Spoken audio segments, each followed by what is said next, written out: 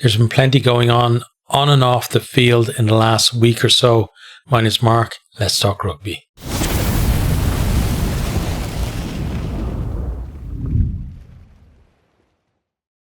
Okay, so we haven't done one of these for a while, so I thought, it's about time we did. There's a few things that I wanted to talk about. Some of these things could have had, a video all on their own, but, I only have a limited amount of time with work and stuff, so I decided I'm going to put them all into one, talking about each generally, but not spending as much time as maybe I would have done if they all had their own videos. So, there's going to be stuff that I won't be able to get to here, but we can continue the discussion down in the comments. Okay, so things I want to talk about today are, first of all, the WXV tournament that has just ended at the weekend. Then touch a little bit on the Emerging Ireland tour as well that went down to South Africa.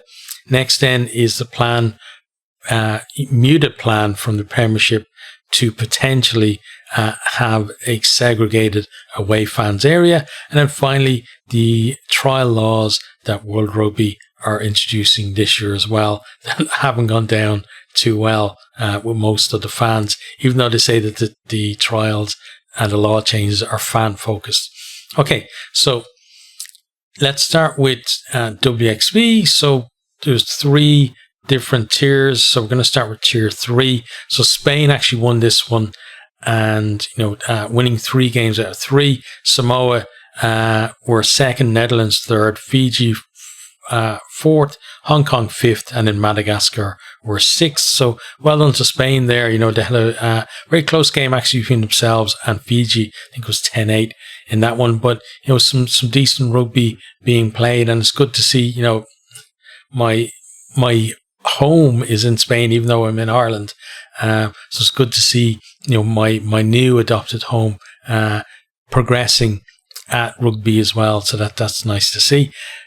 Next, then we're going to go to WXV2. So this one won by Australia, 3 wins out of 3. Scotland second with 2 wins. Italy with 2 as well. South Africa with a solitary win, and the same with Wales as well. They got a win in there. First win in a long time for them as well. And then Japan with 3 defeats, even though they did get 3 bonus points. I think they got 2 bonus points against South Africa, and then 1 against who else played? Was it Scotland? I'm pretty sure, right? And then they lost narrowly against Scotland by 6 points, then lost against Wales in the final game by 9 points. But unfortunately for them and my other adopted country, and Japan, I lived there for so long. My wife was Japanese as well, so they're kind of my second team. So seeing them getting relegated, not a good look. But it's good to see, though, some competitive games at this level as well. And I think that's something that this tournament has done really well, is kind of pitching teams that are kind of at similar levels against each other, so we don't have as many kind of complete destructions, one team against another. In fairness, in WX3, like Madagascar did kind of struggle a little bit, but the other teams were, for the most part, fairly competitive. Then onto WXV1. So won by England in the end, but it wasn't the kind of the stroll that maybe a lot of people would have predicted for them beforehand. That final game against Canada, which was basically a shootout for who was going to win. Canada, I thought, did really well to kind of have the lead going into halftime. England doing well, though, to kind of find a way back into contention and win the game in the end. And also, things not going their way either. Canada kind of a little bit dominant in terms of possession and territory as well, but England just found a way to win. But it's great to see them getting, some closer games as well. From an Irish point of view, Ireland finishing second, brilliant, just that 1 defeat to Canada. A bit of a shock win against New Zealand to open things up, and then a decent comeback win against the USA as well. Canada, had a really good tournament, finished in 3rd place. New Zealand then just the one win for them, and they finished down in fourth. France in fifth with a win as well, and then the USA with 3 defeats out of 3. And the USA in women's rugby, I remember, like, I guess around the time when I started watching it first, like, they were one of the major forces in it themselves, and Canada. So that's a while back now, because Canada are just coming back to the fore again now as well. But yeah, really good tournament I felt overall. Unfortunately, most of the time that I got to watch it was just highlights, but still some really good, talent on show there. And it's nice to see. I think somebody else was talking about it as well. It's nice to see that the women's game doesn't necessarily have to follow in the footsteps of the men's game in terms of, just because it happens in the men's game, it has to happen in the women's game kind of thing. So I think this kind of tournament suits the women's game. I'm not sure, men's games is something similar, muted for it, but I don't think it would work as well. Simply because in the men's game you have too many kind of already established, kind of traditions, as it were, like, the Northern Hemisphere going on tour in, during their summer to the south, and then the Southern Hemisphere teams coming up north in November as well. So, it'd be difficult to think to kind of change that and then expect, for things to kind of to get better than they are at the moment. One thing about this as well, though, there was talk about the crowds being very small. I think the largest crowd was that final game, Canada versus England, of about 5,000. It's going to take a while for it to get to the point where, the major games are going to be kind of sellouts and stuff like that. So, it's still early stages in development of the women's game, but heading in the right direction, which is great. And it's good to see as well. England, they've got to be admired, right, for not just how dominant they are, but how they're able to play different styles as well, how skillful their players are too. But it's good to see other teams starting to kind of close the gap a little bit, and we want to see more of that. We want to see teams being, competitive right at the very top, so that we don't have as many kind of foregone conclusions in terms of games, especially when England are involved. But it's going to take time to do that. You can't just change things overnight. So tournaments like this definitely helping with that.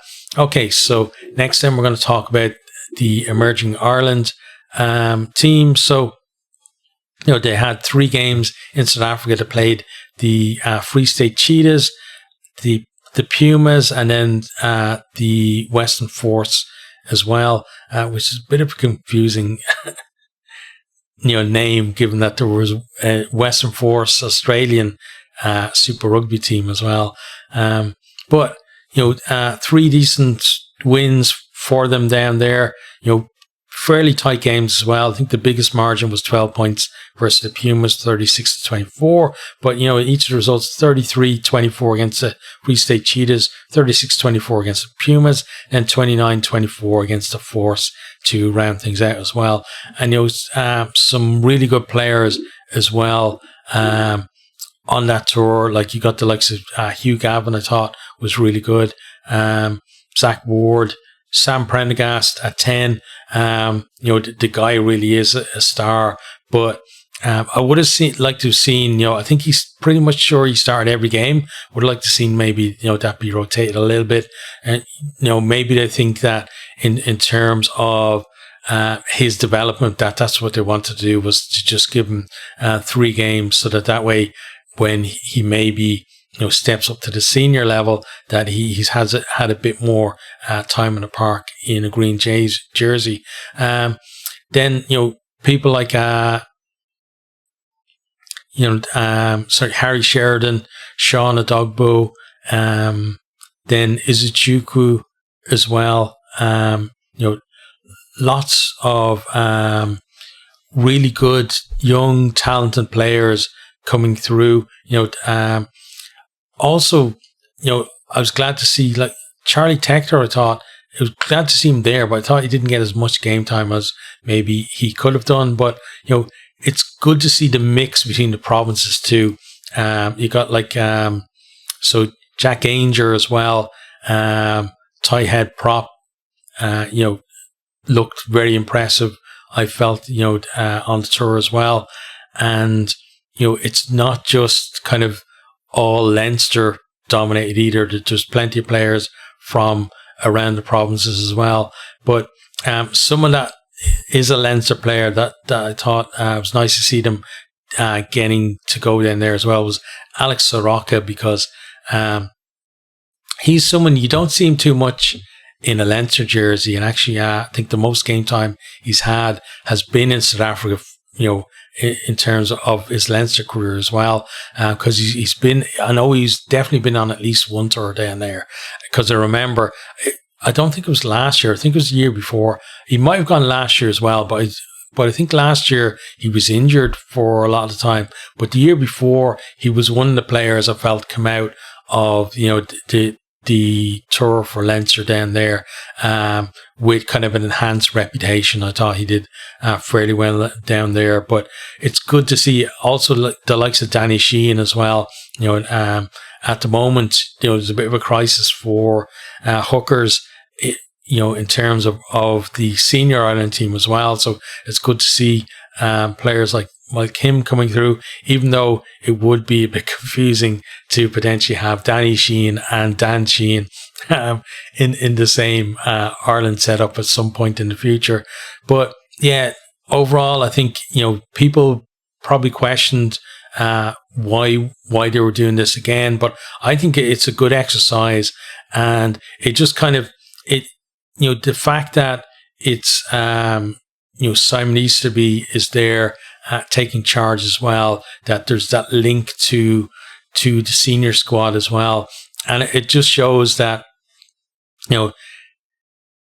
that there's more of a pathway for players who are at that stage where there's the potential at some stage to step up to the senior level, but maybe the fact that they can get them in earlier and have them with the coaches from the senior team, etc., they can kind of get used to the environment, and the coaches can have a closer look at them as well. I think all that is really good and very positive. So hopefully this is something that's going to continue through the years. I don't know whether it's always going to be going down to South Africa, but one thing about South Africa, there's plenty of decent rugby players running around there, even below, as you saw, like below the URC level. So they'll definitely get decent games down there. But yeah, I think overall, very positive tour. I'm sure there's just players, I'm just looking at the teams now, like the likes of Evan O'Connell, Darren Murray as well, James Culhane, etc. Like tons of players. I think did very well. I'm sure I missed out even more, but yeah, I think overall very positive. Okay, next then we're going to talk about what I think is a harebrained scheme from the Premiership to potentially, and it is only potential at this stage, to bring in dedicated away fan sections, at the games. And for me, I don't know why you'd want to do that. Like, what's the purpose? I know the state purpose is to have the away fans together so they can sing and create a better atmosphere and etc. But for me, like rugby has a decent atmosphere. It's a different atmosphere to football, but it still has a good atmosphere. And one of the best things about the atmosphere is the fact that the fans are mixed. I know it wouldn't be compulsory. Like, you could still be a fan and sit elsewhere in the stadium rather than with your own team. But it kind of it doesn't feel right. It goes against kind of the ethos of rugby for me. One of the best things about being a fan and going to the games is you go there and you mix with the opposition fans and you have a chat, and maybe like you're all shouting or whatever during the game, but at the end of the game, then if your team if your team wins, you're happy, but you can still you're not going to, hopefully not going to be an asshole to the losing team's fans around you. And then if your team loses, you shake the person's hand and say well done, and wish them well for the rest of the tournament or whatever. I remember many rugby games I've been to, like at the Aviva, where there was it's a few years ago now, but we lost against Wales in I think the opening game of that year's Six Nations, and there was some Welsh fans in front of us, and both kind of giving it all through the game, but then at the end of the game, again, shake the hand, wish them well, and they went on to win the tournament. Certainly nothing to do with me wishing them well, that they actually come out with the win, but that's what I think what rugby is about, is that that ability to meet those people and kind of have that shared experience of the just enjoying rugby as well, and the fact that before games and after games the fans will all mix, and you can you can just talk about rugby or talk about whatever, and there's no signs of any trouble, etc. So that's what I'm wary of, is this whole thing of segregation, and then because when you see it at football, it's basically one set of fans chanting at the other set of fans, and a lot of the time, some of the stuff that gets chanted at football games, is just not on, like about, deaths and tragedies and etc. It crosses a line. And I'm not saying that that's going to happen in rugby, but I don't see the point of trying to create something like that where it's adversarial, to try and create an atmosphere. Obviously, the main thing, the aim for them is to make the atmosphere look better on TV so that they can get a better TV deal. It's not about a better atmosphere for the people actually attending the game. I don't feel it certainly doesn't ring true that they want to make the experience for the fan on the day better. It simply sounds like they want more noise in the ground so that then it seems more exciting to the person watching on the TV or on their phone or wherever. So that seems to be where it's coming from, is trying to get more revenue that way. But for me, it's a harebrained scheme. And I was just looking, the article about it was posted on the BBC, and almost like, all of the comments, apart from maybe 2 or 3 people who kept like replying to every comment, apart from those few people, everything was negative. And this apparently comes from the Premiership's Chief Growth Officer, a guy called Rob Calder. And I saw on that somebody said he was involved in cricket previously, and he come up with the 100. And I don't know anything at all about cricket, but apparently that didn't go down too well with traditional fans of cricket either. So not a good sign there, I think, from that. But hopefully, given the reaction to it, that it's kind of something that you just knock on the head and it won't happen. But you let me know what you think about this as well, because I'm sure most of you have been to rugby games before. Would you prefer to stay the way it is and you just mix all the fans together, or would you like, actually, if you're going on an away trip, to be able to just sit with a group of, I don't know, 100 or whatever, 50? It's not going to be huge because it's rugby, right? But whatever, like a couple of hundred, let's say, of just your own fans, with like zero of the opposition within maybe 10 or 20 seats of you in any direction. Would that be something that would appeal to you?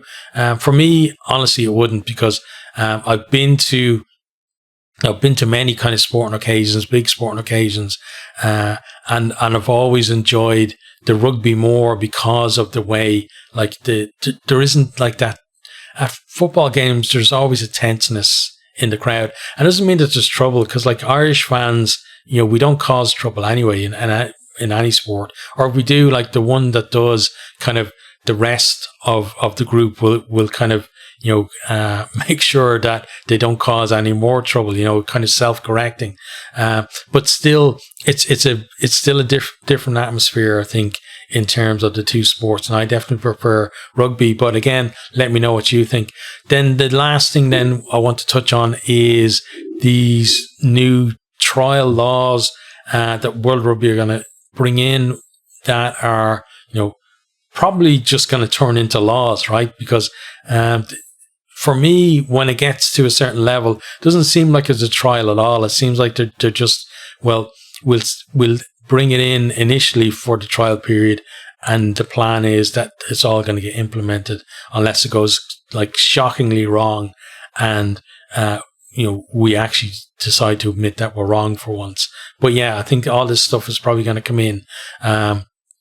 So the kind of the most, I think, controversial one I'll leave to the end. So we're going to start with, first of all, introduction of a 30-second shot clock for scrum and line-out setting, and a maximum of 60 seconds for conversions, reduced by 30 seconds. So first of all, it's just a pedantic thing, but how can I have a shot clock on a scrum or a line-out? It's you don't take a shot, but I guess everything is a shot clock now, right? But that's kind of an interesting one, because I can see that, like, what happens at the end of the 30 seconds is, my question, because you could be incentivized to, make sure that the 30 seconds, you go over the 30 seconds, and then is it going to be absolutely strict that if it's over 30 seconds, then there's a free kick or whatever, right? I could see if you're getting mullered in the scrum, then you want to make sure that it takes 30 seconds and you're giving away just a free kick instead of a penalty. Or, I don't know exactly how it works, but, for me as well, like the, referees, for the most part, if people are like, if teams are being too slow, they give them to hurry up anyway. So, I'm not too sure on that one, and it feels like they want to reduce the amount of time on certain elements of the game that aren't like palatable to new fans, as it were. And a lot of the set piece stuff is seen as, it's weird. I don't know whether they just think it's too complicated, or it's it's just objectively boring. But for me, as someone who's a convert to rugby, for me, like, football was my big sport when I was a kid, and rugby was, not even really on my radar until I got older. But as a convert, like, it's stuff like the scrums, the lineouts, the rucks, the mauls, etc., that attracted me to rugby, because you don't get those things in other sports. And, it doesn't take that long to sit down and watch a few games and to figure out what's going on.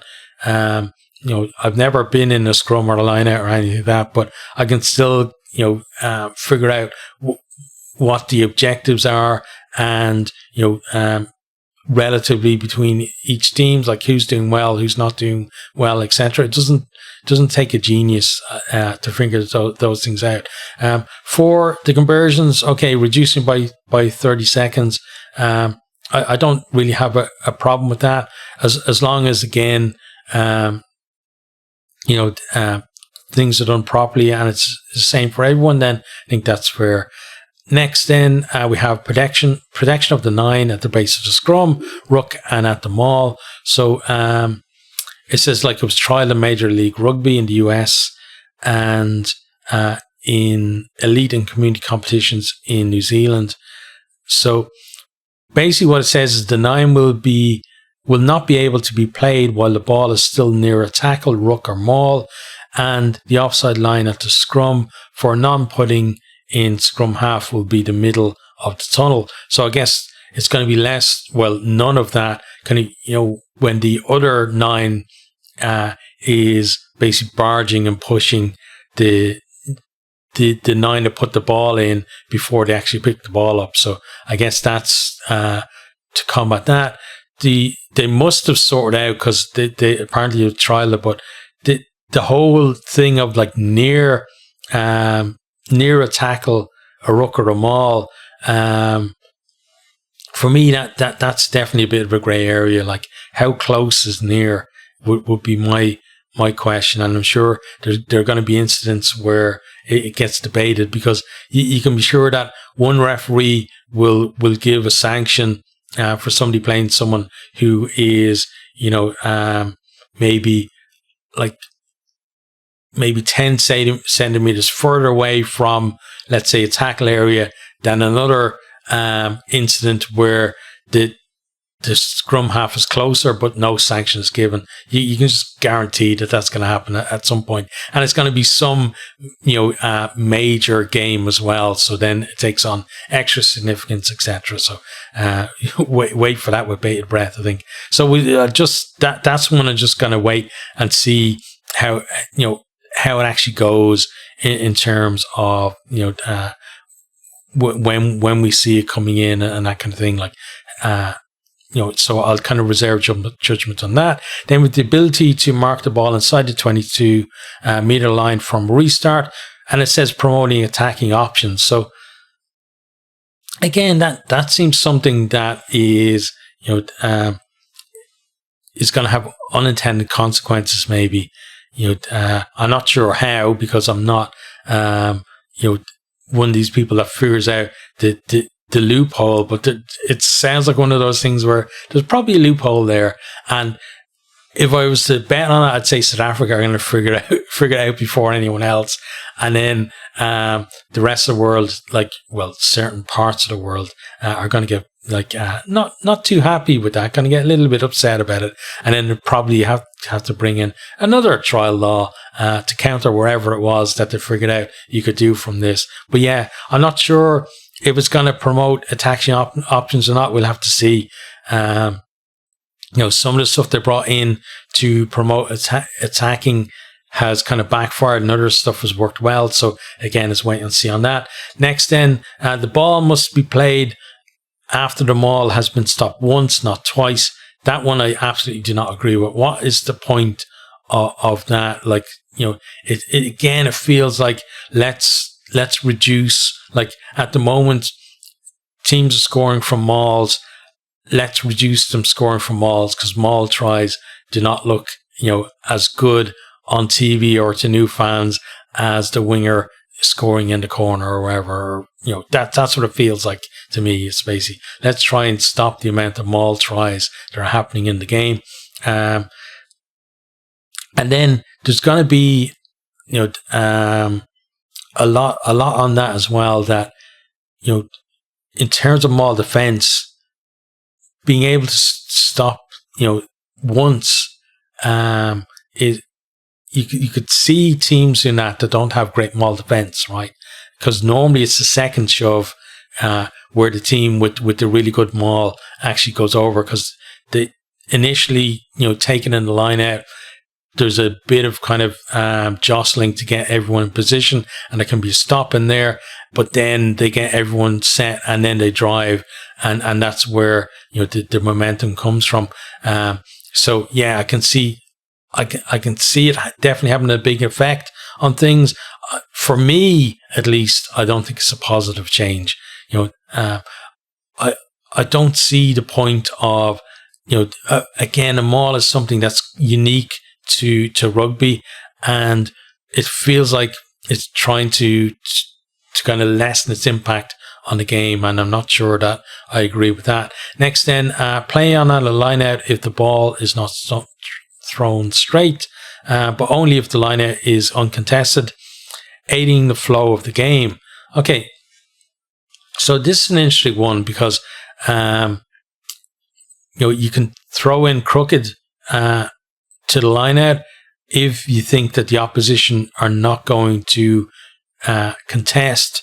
So you could see that, like, actually going with the one above, where teams who have like a really strong maul, 5 meter line out, and they're pretty sure that the opposition aren't going to contest, and then you throw a skew just to make sure that you get it right where you want it, and then because you've now got to get over like in one push, you can get the ball exactly where you need it to be able to set up as quickly as possible and get in there.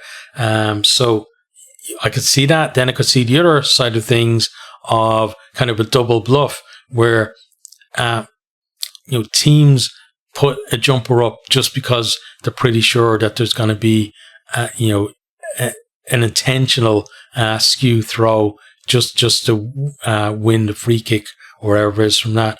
Interesting as well is like how not straight can it be? You know what I mean? Like can it just be like even throwing it completely out of the area of the line out? I don't mean over the top because we see that anyway, but I mean like just the same way as if you're going to take a quick throw in, right, where you're passing it pretty much straight back to someone who's maybe 5 or 10 meters back. Is that fine as well? And then will teams develop strategies from that where you basically set up your line out and you've got the opposition there, they're worried about your maul, so what you're going to do instead is you're going to throw it out maybe to your 9 or to one of your centers coming in, and then they're actually just going to take the ball straight from there, and then you've got some kind of set piece with your forwards coming in to make sure that you get over the line from there. And then I'm pretty sure there's even though they say that it's play on, the ball is not thrown straight, I'm pretty sure what they're meaning from that is that if you're not throwing it straight, you're like either straight down the middle or it's towards your own side, right? That you're not going to be able to just throw the ball forward. I'm sure we already have forward pass laws, and I'm sure that whatever way this has been worded or included, that there's no kind of loophole where you could actually from an uncontested line out actually throw the ball forward to someone, because that would just be stupid, right? So but World Rugby are stupid, so hopefully somebody it's covered under, it has to be covered under the rest of the laws, right? But let's see if somebody actually puts that to the test and see what happens. So the final one we're going to come to is the one that I feel is the most controversial, and that is revised on and off-field sanction process. It says increase in simplicity, consistency, and fan understanding. This feature features the combination of strong automatic off-field red card sanctions and the ability to replace a red-carded player after 20 minutes. So from what I understand of this is that you're basically going to have like the standard yellow card that we have now, and then a red card for I think it's like, what's it called? The word has gone out of my head. There's a specific thing for like when it's actual like foul play, in terms of I think like sort of like kicking somebody ahead or something like that, right, on purpose, where that's going to be a red card anyway. But then other things that are currently red cards, for the whole game, like potentially high tackles and etc., would be this 20-minute red card instead, where that player can't go back on, but you can replace that player after 20 minutes. So, and they're saying it's going to make things more simplistic. I don't know how adding another basic type of card to the game, is going to make it simpler, and having, I can definitely see a game where there's going to be somebody who gets a red card that's deemed a red card for the whole game, and somebody else who gets a red card and they're allowed to be replaced after 20 minutes. And then you're going to have new fans watching that game asking, well, why does that player get to be replaced and that player doesn't? And try and explain that to someone. And also, at the moment, there's still a lot of debate between, certain incidents. Everyone has different opinions, right? It ranges from, a lot of the time it's who you're cheering for, right? But it ranges from shouldn't even be a sanction to only a penalty to that's never a red card, it was only a yellow, and that's a definite red card. That guy should be banned for life, right? It's basically the spectrum that we're on. And now we're putting another thing in there, which is it's slightly worse than a yellow card, but it's not an actual proper red card. It's a 20-minute red card instead. So you're bringing in, I honestly, I think that the referees are on a hiding to nothing for this, because there's so much debate about it, and nobody seems to be able to agree. There's very few kind of red cards where you get everyone saying that was definitely a red card, and especially now with the referees, seem to be looking more for mitigation in terms of reds for high tackles as well. Is that, I guess in one way it gives them somewhere to go, right? To give them a 20-minute red card instead of send them off for the rest of the game. But there's still going to be those arguments between, because you're basically stuffing something in that gap between yellow and red that's already hotly debated where that line is between them. And now you've added in an extra line, you've got now between yellow and 20-minute red and red, 20-minute red and red card for the whole game as well, as far as I understand, at least.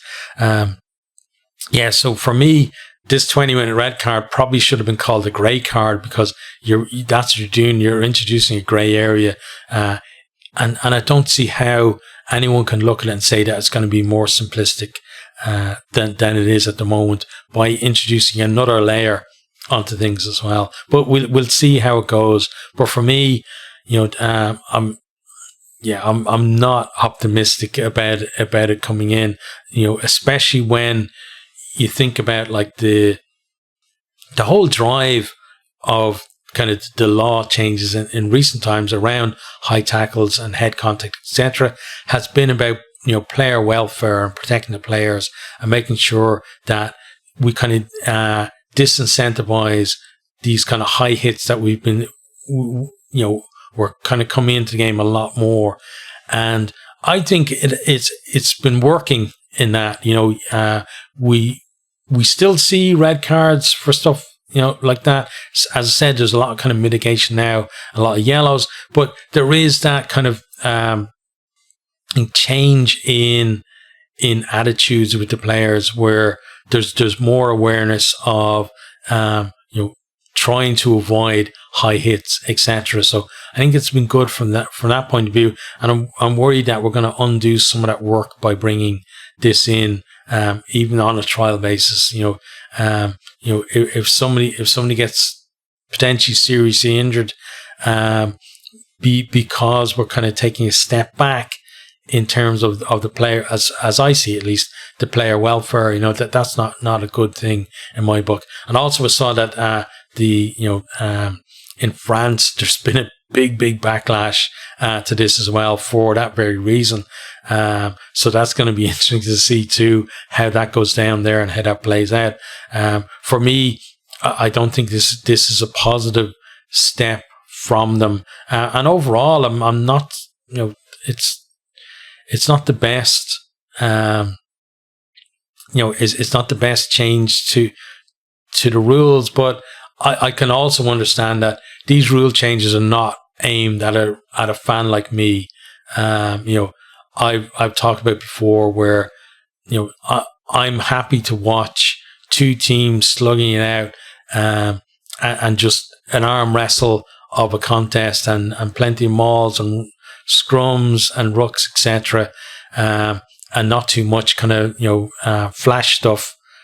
And so can I enjoy a game like that, and I can enjoy a game where teams are ripping each other open with just sublime passing and running lines, etc. So for me, the variety of the game that it offers is just brilliant. But as I said, I recognize that these rule changes are not aimed at fans like me. They're aimed at trying to kind of win over fans.